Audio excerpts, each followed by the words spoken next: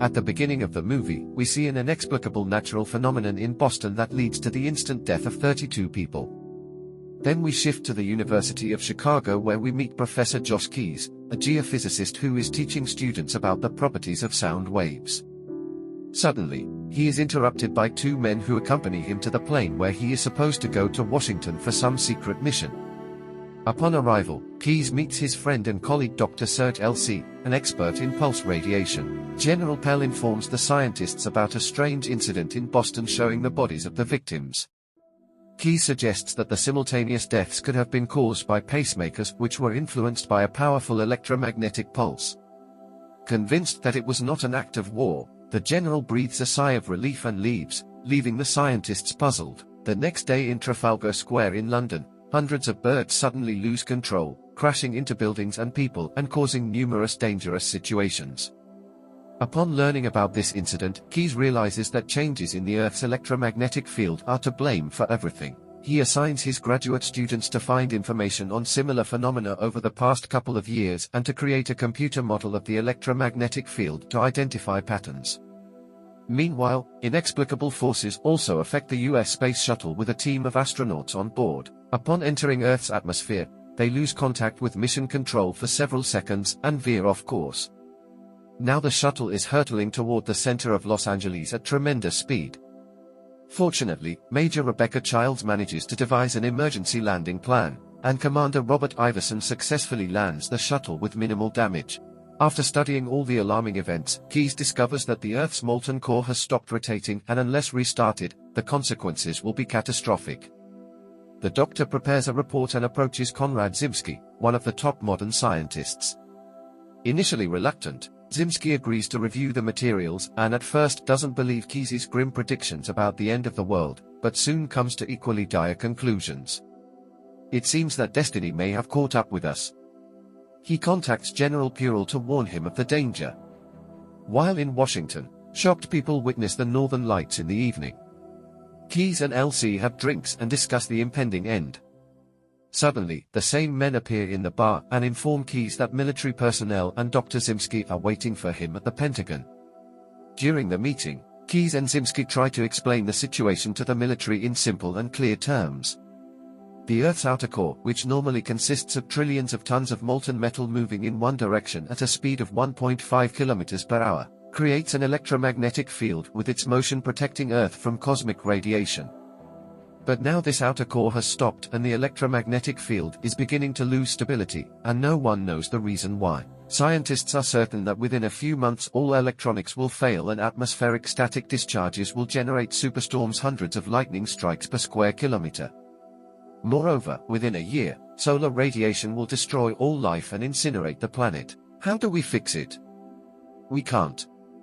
The general demands to find a solution, but Keyes states that it's impossible since humans can't approach the sea of molten iron and nickel at a depth of 3,000 kilometers. However, it seems Zimski has a plan.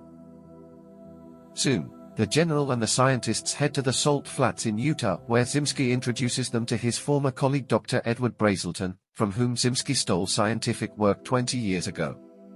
Zimski suggests putting aside old grievances since the fate of the planet is at stake, and Brazelton agrees to cooperate.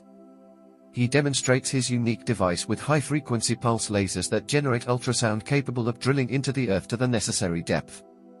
Brazelton also shows them unobtainium, a material to reinforce his future ship capable of converting heat and pressure into energy. He mentions that it will take him at least 10 years to complete all the work, but the general demands that the ship be completed within 3 months. Brazelton jokingly remarks that it will cost approximately $50 billion, and the general efficiently allocates the necessary funds. Will you take a check? Why don't you use a credit card to get miles? Meanwhile, FBI agents burst into the apartment of the hacker Theodore Finch. He manages to destroy all evidence, but they have no intention of arresting him. Finch is brought to General Purell and the scientists, who inform him that they are ready to provide him with unlimited resources to prevent any leakage of classified information on the internet. Then we see Major Childs' concern as she prepares to appear before a military commission which is reviewing the emergency shuttle landing. Childs' concerns turn out to be unfounded, and the leadership praises her for resourcefulness and determination. They then assign her commander Is and flight director Stickley a new task to embark on Brazelton's ship to the Earth's core. NASA pilots join the team of scientists, and now they all call themselves Terranaut. They gather the best specialists to help Brazelton with the construction of the spacecraft, and Key briefs them. He explains that once they reach the planet's core, they will install a powerful explosive device that will restart the outer core. Dr. Zimski will calculate the necessary power of the nuclear charge to ensure the explosion does not destabilize the core. At the heart of the ship will be an experimental nuclear reactor, and the ship itself will consist of 6 compartments, each of which can be jettisoned in case of damage. Key also warns the experts that to avoid panic and a world crisis, the world must not find out what is going on. And he introduces them to the hacker Finch, who has already created a virus scouring the network for files with keywords and destroying them. Builders and Terranaut are intensively preparing for the spacecraft launch. One day, the team notices a powerful storm in the sky. It turns out to be the same superstorm warned about by Keyes earlier. A severe thunderstorm approaches Rome and destroys the entire city, claiming thousands of lives. Keyes is horrified as he realizes that the planet is dying faster than he anticipated, and General Purell suggests commencing the operation immediately. Fortunately, the construction of the ship, called Virgil, is already complete. Soon, team members take their positions on the ship, check all indicators, and begin the journey to the center of the Earth near the Mariana Trench. Terranaut descends into the depths, observing the beautiful underwater world and listening to the song of whales responding to the ultrasound emitted by Virgil. But suddenly, the control center detects an underwater earthquake. Rock debris collapses onto the ship, and an underwater current almost throws them off course, but the team manages to cope with the unforeseen circumstances.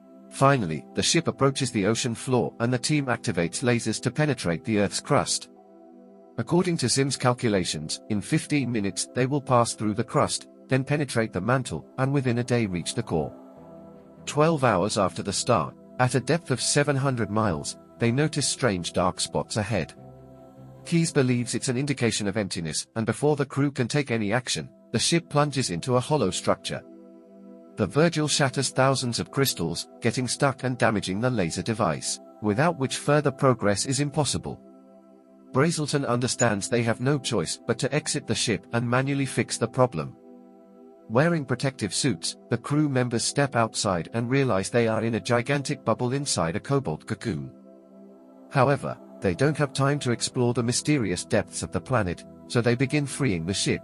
Suddenly, a stream of lava breaks through the damaged shell into the cocoon, and crystals start falling from above. One of them damages the oxygen hose of the cutter used to slice a huge crystal blocking the ship. Keyes connects his suit's hose to the apparatus and soon loses consciousness due to lack of oxygen. Brazelton manages to unlock the laser, but when it fires, a shard of crystal pierces Iverson's head, causing him to fall into the lava and burn. Shaken by Iverson's loss, Charles takes the pilot's seat while colleagues bring Keyes aboard the ship, and they all leave the lava-filled bubble. Later, Keyes is finally revived and informed of Iverson's tragic death.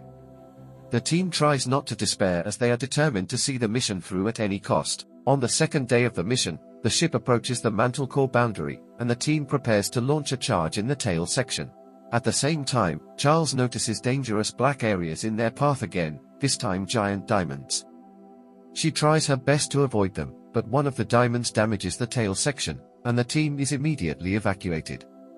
But L decides to return for the detonation devices. He successfully passes them to Keyes, but he himself doesn't make it out due to the automatic release of the damaged section. Keyes begs Charles to deactivate the release and pull L out, but Zimski reminds her that the damaged section threatens the entire ship, and Charles does nothing to save L. Enraged, Keyes cannot come to terms with the loss of her friend and accuses Charles of inaction. Charles insists they had no other choice and that L sacrificed his life for the success of their common cause. Yet, Keyes remains unsettled. 35 hours after the start of the mission, at a depth of 1,900 miles, the team finally reaches the core. However, it soon becomes apparent that the core's density is lower than calculated, and the nuclear warhead's power is insufficient to be triggered. Zimski realizes their operation will fail and suggests returning home and resorting to Plan B. He contacts General Pell, and they decide to utilize the Destiny Deep Earth Seismic Trigger Initiative installation. Zimski explains to his colleagues that the military had received information that potential adversaries were developing weapons capable of causing powerful earthquakes within the United States. To counter this potential threat, Zimski, with the support of the US government, has developed an even more sophisticated tectonic weapon named Destiny. Now, Keyes realizes that the core shutdown was not caused by a natural event but by the testing of the Dengerious installation. He is vehemently against using Destiny to trigger the core, as volcanoes and earthquakes will destroy the entire Earth. The general sees no other option and insists on Plan B, but Keyes suggests at least attempting to launch the core using their warheads and, if that fails, resorting to Destiny. The general and Zimski insist on a swift return, as if they are on Earth during the launch, their ship will be destroyed. However, the majority decides to follow Keyes' plan and try to launch the core on their own. Zimski, in anger, argues to his colleagues that they have gone insane and lunges at Keyes, but Brazelton tries to calm him down. At the same time, in the control center, Finch detects a hole in the Earth's atmosphere through which invisible microwaves begin to penetrate. The epicenter of the new catastrophe becomes San Francisco, where direct ultraviolet rays boil the water in the bay, causing all the fish to die and people suffer life-threatening burns. The Golden Gate Bridge melts and the city turns into ruins. Pell intends to immediately activate Destiny, thereby destroying the entire crew of the Virgil. However, Finch decides to attempt to hack into the US Department of Energy system to delay the installation launch and give the team a chance to complete their mission. Keyes and Brass try to devise a new plan to launch the core. Zimski, realizing that convincing his colleagues to return is futile, decides to assist them. He suggests splitting one powerful charge into 5 smaller ones, placing them in different compartments of the ship, which will need to be dropped and detonated at various points within the core. However, there is one issue: the ship cannot drop undamaged compartments, and to detach them manually, they need to turn a lever located in a shaft heated to a temperature of 5,000 degrees, while Terranut suits are only rated for half that temperature. Realizing that whoever goes to the lever won't survive, the colleagues draw lots and it falls to Brazelton. Unexpectedly, Zimski suddenly discovers that all the sticks were of the same length, to which Brazelton remarks that he wants to give his life for the ship. After bidding farewell to his colleagues, Brazelton descends into the shaft where he is scorched by unbearable heat.